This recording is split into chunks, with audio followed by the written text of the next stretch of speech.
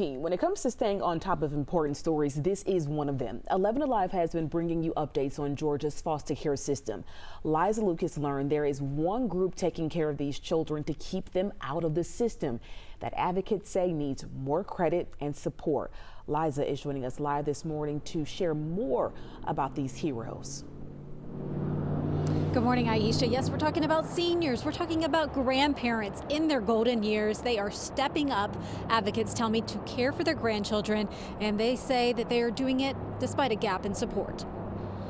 Children's art lines the wall of Christine Owen's home, and Christine lights up talking about the creators. I have Caden. He just recently learned how to ride a bike. He loves to draw and trace. Angel loves her Barbies. Nearby homework sits on the table, and height charts show how the children have grown. Their grandmother caring for both since they were in diapers. It was a big challenge. I used to have 2 jobs, and I had to downgrade, especially paying for daycare. The 3 stay afloat with community support. The children among the 129,000 kids in Georgia cared for by their grandparents. We want these kids to be with family because that's the best place for them. Studies show children do better living with family than entering foster care if a parent is unable to care for them. But Rainey Jeske with Project Grand says there's a gap in support for grandparents like Christine raising grandchildren. They call me Grandma Mama. While some grandparents assume care after the state removes kids from their home due to neglect or violence, advocates say many grandparents are informal caregivers,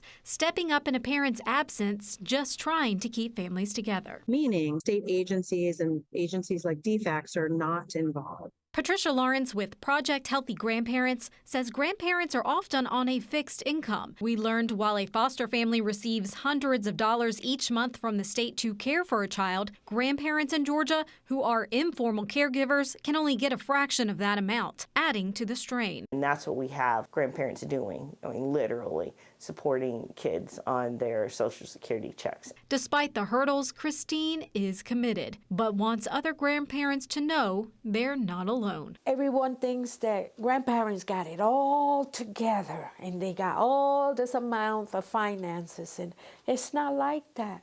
But I know if your heart is in the right place, you can raise that baby. You can raise those children. Now, this has been a national conversation, not just one here in Georgia, but in recent years, the rules in Georgia have changed so that family members who take in children who've been in state custody, they do now get the same financial support that foster families are offered. Now, again, if a family steps in prior to a DFACS case being opened, that financial support shrinks. And just to give you a little more perspective here, a state Senate committee actually studied this issue back in 2015. Their report at the time revealing that these informal caregivers save U.S. taxpayers an estimated $4 billion every year, keeping kids out of the system. Back to you.